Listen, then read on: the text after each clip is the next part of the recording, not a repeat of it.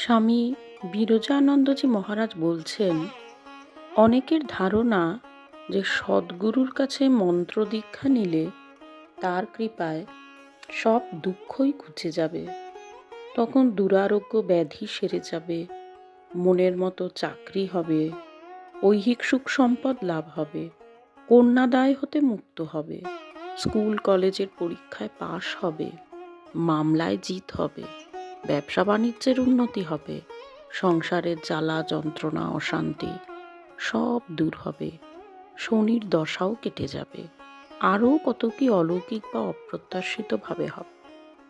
কিন্তু তাদের জানা উচিত যে দীক্ষা বা ধর্মলাভের সঙ্গে এইসব ঐহিক লাভের কোনো সম্বন্ধ নেই।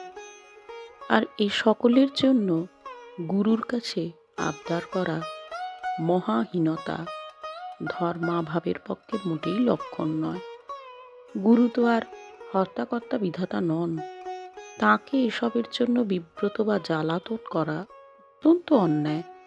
তাতে তার আশীর্বাদ লাভের চেয়ে বিরাগ ভাজনই হতে হয়। তার সঙ্গে মাত্র পারমার্থিক ব্যাপারেরই সম্বন্ধ।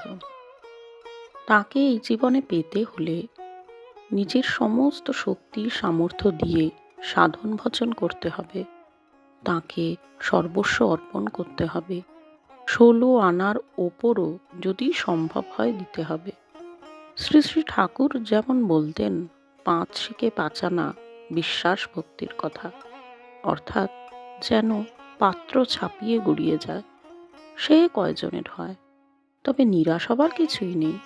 নিজের শক্তি সামর্থ্য অনুযায়ী যথাসাধ্য খাটতে হবে। জানবে যতই করো না কেন, তাকে পাবার পক্ষে তা কিছুই নয়, তার কৃপা ভিন্ন কিছুই হবার নয়। হরি ওম তৎসৎ। শ্রীরামকৃষ্ণায় অর্পণমস্তু।